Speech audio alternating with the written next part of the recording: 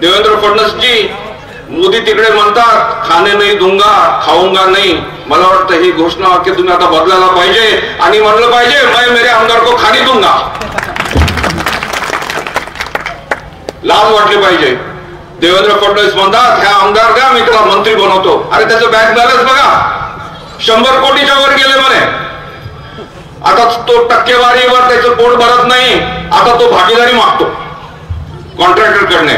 मी नाही सांगितलं, जनतेनेच सांगितलं मला. देवेंद्र फडणवीसच्या मनात आला तर 5 मिनिटांमध्ये इन्व्हेस्टिगेशन करून ते शोधू शकतं. मित्र, दुसरी पण सभा आहे आमची. मला फक्त एक गोष्ट तुम्हाला सांगायची आहे की आपला देश हा संघर्षाचा देश आहे.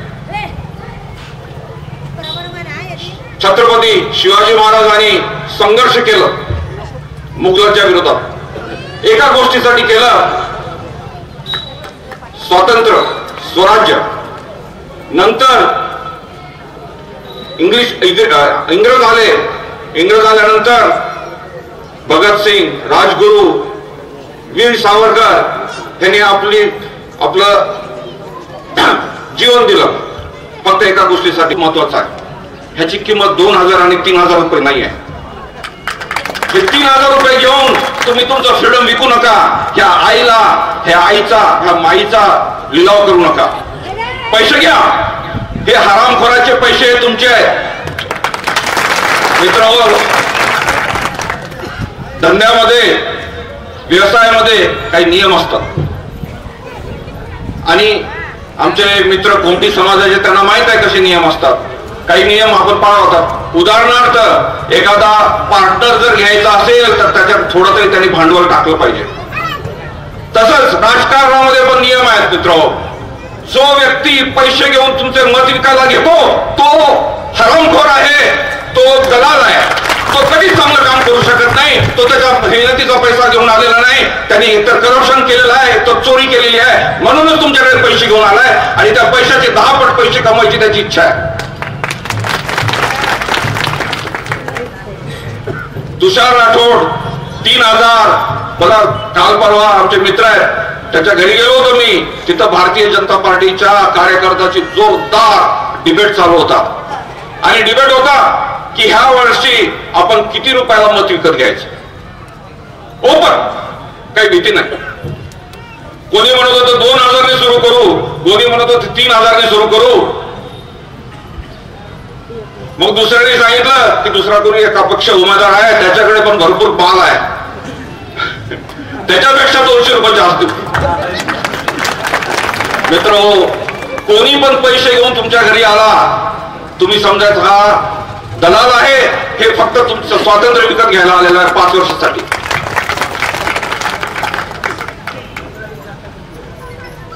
मुकरामवासियों, अपने खून पे ये इल्जाम ना आए, माना कहे वक्त पे बेटा काम ना आए. ह्या माईला विकू देऊ नका. आम्ही म्हणत नाही संतोषला मत द्या, आम्ही म्हणतो ह्या दलालाला वोट देऊ नका, योग्य माणसाला वोट द्या.